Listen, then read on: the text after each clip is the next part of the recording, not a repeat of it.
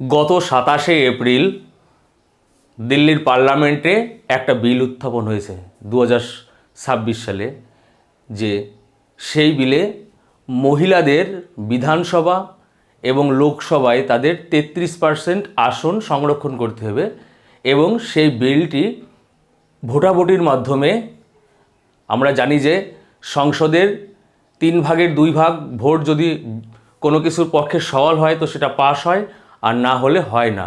এই কারণে সেই বিলটা পাস হতে পারেনি। তো এই বিল 2026 সালে যে সকল বিলগুলো তোমার পাস করাবে বা অ্যামেন্ডমেন্ট করবে, সেই সব বিলগুলো সম্পর্কে আজকে একটু জেনে নেব। তো দেখা যায় যে এই যে লোকসভা এবং বিভিন্ন রাজ্যের বিধানসভা, লেজিসলেটিভ অ্যাসেম্বলি, রাজ্যের বিধানসভা, যেখানটায় এমএলএ, যে সিটগুলোয় এমএলএরা লড়াই করে, এবং লোকসভা মানে মেম্বার অফ পার্লামেন্ট, দিল্লির যে লোকসভা, সেখানকার যে সিটগুলো আছে সেই সিটে মহিলাদের জন্য 3/1 বা 33% আসন সংরক্ষণের উদ্দেশ্যে 131তম সংবিধান সংশোধনী বিল, যার পোশাকি নাম নারী শক্তি বন্ধন অধিনিয়ম, এই বিলটা পাস করানোর জন্য বিজেপি সরকার চেষ্টা করে, কিন্তু বিরোধীদের ভোট না দানের জন্য এই বিলটি পাস হয়নি। তো দেখা যাবে যে সেই সময় তোমার উপস্থিত সদস্য ছিল সংসদে টোটাল 528 জন, আর পক্ষের ওটা পাস করার জন্য পক্ষে ভোটদান হয় 298টা এবং বিপক্ষে ভোট পড়ে হলো 230টা, এবং প্রয়োজনীয় যে ভোট, যে কটা ভোট পড়লে পরে বিলটি পাস হতো সেটা হলো 352টি, কিন্তু এই 352টি ভোট পায়নি, তার জন্য বিলটি কিন্তু স্থগিত হয়ে গেছে বা পাস করানো যায়নি। এবং সেখানে দেখা যাবে যে আমাদের লোকসভায় যে সিট এখনও আছে 550টি সিট, ইন্দিরা গান্ধীর আমলে 1976 সালে 42তম অ্যামেন্ডমেন্টের মাধ্যমে জরুরিকালীনভাবে এই 550টা সিট নির্ধারিত হয়েছিল এবং যা 2001 সাল পর্যন্ত বহাল ছিল। কিন্তু এখন দেশে জনসংখ্যা বাড়ছে, সেই জনসংখ্যার অনুপাতে সিট অনেক বাড়বে, সেই উদ্দেশ্যেই সাধারণত বিজেপি এই বিলটি উত্থাপন করেছে, যে যেখানে 550টা সিট থেকে বেড়ে 850 করা হবে এবং 273 আসন বৃদ্ধি হবে, 273টি আসন বাড়বে তোমার লোকসভা ভোটের, এবং এই 273টি সিটই মহিলাদের জন্য সংরক্ষিত থাকবে। কিন্তু পার্লামেন্টে ভোটাভুটির পক্ষে বিপক্ষের ফলে এই আইনটি পাস হলো না। তো এর সঙ্গে সঙ্গে আরও 2টি বিল পাস করানোর সিদ্ধান্ত নিয়েছিল বিজেপি গভর্নমেন্ট, যেহেতু এই প্রথম বিলটি পাস হয়নি, আর সেকেন্ড 2টি বিল তারা উত্থাপনই করেনি। আর অন্য 2টি বিল কী ছিল, দেখা যাবে লোকসভায় আসন পুনর্বিন্যাস বা ডিলিমিটেশন সংক্রান্ত বিল। তো আগেই বলা হয়েছে যে 550টা সিট ছিল, সেটা আরও বাড়বে, সেই সিট সংখ্যা আরও বাড়বে, সেই সংক্রান্ত আরেকটা বিল ছিল। আরেকটা বিল ছিল কি, কেন্দ্রশাসিত অঞ্চল আইন সংশোধনী বিল বা কেন্দ্রশাসিত অঞ্চলে আসন বৃদ্ধির উদ্দেশ্যে। তো আমাদের রাজ্যগুলিতেও এবং কেন্দ্রশাসিত অঞ্চলেও এই লোকসভা এবং বিধানসভার যে সিট সেইগুলো বাড়ানো নিয়ে এই 3টি বিল পাশ করানোর কথা ছিল, কিন্তু এই প্রথমটা না হওয়ার কারণেই আর এই দুটোকে উত্থাপনই করা হয়নি।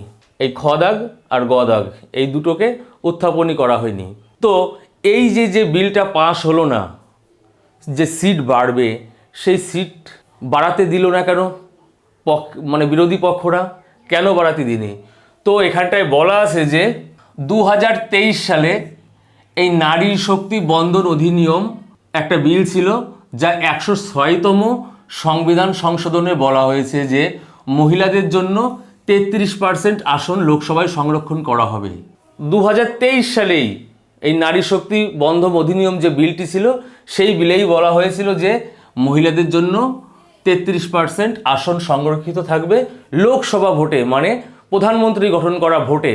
তো সেখানটায় বিজেপি সরকার 273টা সিট পুরো রাজ্য কেন্দ্রশাসিত অঞ্চল থেকে বাড়ানোর কথা বলেছে এবং সেইগুলো সবইতেই নারী ভোটাররা দাঁড়াবে।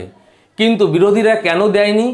কারণ কি, আমাদের দেশে লাস্ট জনগণনা হয়ে গেছে 2011 সালে এবং 2021 সালে মানে 10 বছর পর আবার জনগণনা হওয়ার কথা ছিল, কিন্তু সেটা করোনার কারণে জনগণনা হতে পারেনি।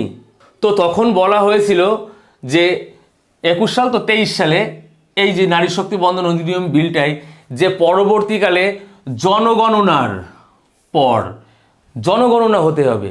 বর্তমানে যে বিলটা উঠেছে সেই বিলটায় জনগণনা এখনো হয়নি, কিন্তু তা সত্ত্বেও কিন্তু সিট বাড়ানোর কথা বলছে বিজেপি গভর্নমেন্ট।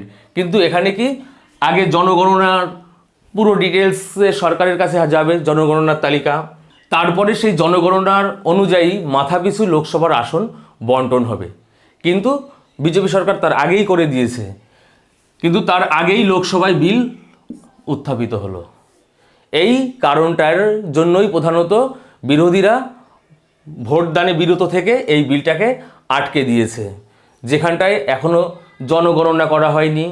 এছাড়াও আরও কি করা আছে যে মহিলাদের মধ্যে ওবিসি, আদার ব্যাকওয়ার্ড ক্লাস এবং এসসি সম্প্রদায়ের যে জাত গণনা করা হবে, সেই জাতি অনুযায়ী কিন্তু এই 273টা আসনেও কিন্তু এসসি, এসটি, ওবিসি প্রভৃতি ক্যাটাগরি অনুযায়ী মেয়েরা সংরক্ষিত থাকবে, কিন্তু সেই জাত গণনাটা এখনও কমপ্লিট হয়নি। এই কারণেই বিরোধীরা এই বিলটা আটকে দিয়েছে। এছাড়াও আরও কি আছে, এই যে উত্তর ভারতে ক্ষমতা বৃদ্ধি, দেখা যাবে যে প্রতিটা রাজ্যের যদি আসন সংখ্যা 50% করে বাড়ে, তাহলে দেখা যাবে যে উত্তরপ্রদেশেই সিট আছে, এখন লোকসভার সিট আছে 80টা। তো 80টা যদি থাকে তার 50% বাড়লে 40টা বেড়ে যাবে, 8 আর 4 12, 120টা সিট হয়ে যাবে ইউপিতে। কিন্তু আমাদের পশ্চিমবঙ্গে আছে 42টা লোকসভার সিট। এই 42টার সঙ্গে আরও 50% বাড়লে কত হবে? 63টি। তাহলে 120টা সিট আর পশ্চিমবঙ্গে 63টা সিট।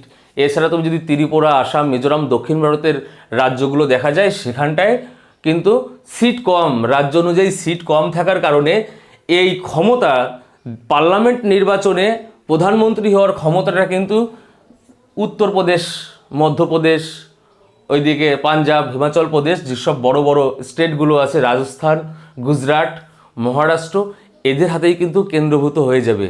আর অন্য অন্য বিরোধী টিমরা কিন্তু রাজ্য থেকে অন্তত ততগুলো সিট নেই যে সেই সব সিট নিয়ে যে প্রধানমন্ত্রী গঠন করার দাবি করবে। এই কারণে উত্তর ভারত সেন্ট্রিক ক্ষমতা চলে যাবে। এই জন্যই কিন্তু এই বিলটার বিপক্ষে ভোট পড়েছে। এবং আমাদের যে আইনমন্ত্রী, সেই আইনমন্ত্রী কি বলেছে যে এই যে অর্জুন রাম মেঘওয়াল, এ কিন্তু এই সব কারণ দেখে বা ভোট পক্ষে বিপক্ষের কারণে কিন্তু এই আইন খারিজ করে দেওয়া হয়েছে, আপাতত স্থগিত রাখা হয়েছে।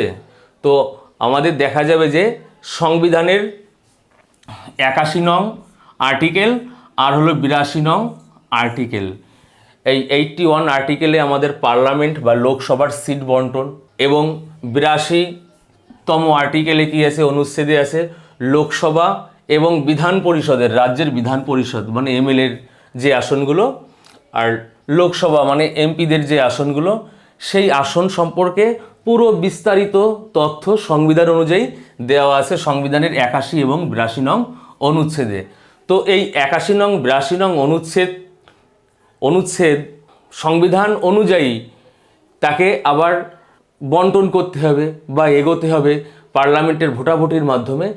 এখানটায় যে কথা ছিল 106তম অ্যামেন্ডমেন্ট 2023 সালে, যে জাত গণনা করার পরে জনগণনা করার পরে এই সিট বাড়বে প্রতিটা রাজ্য কেন্দ্রশাসিত অঞ্চলে, কিন্তু এই জনগণনা না হওয়ার কারণেই কিন্তু এই প্রথম বিলটা প্রধানত আটকে গেছে, তার সঙ্গে সঙ্গে এই দুটো বিলও কিন্তু স্থগিত করা হয়েছে।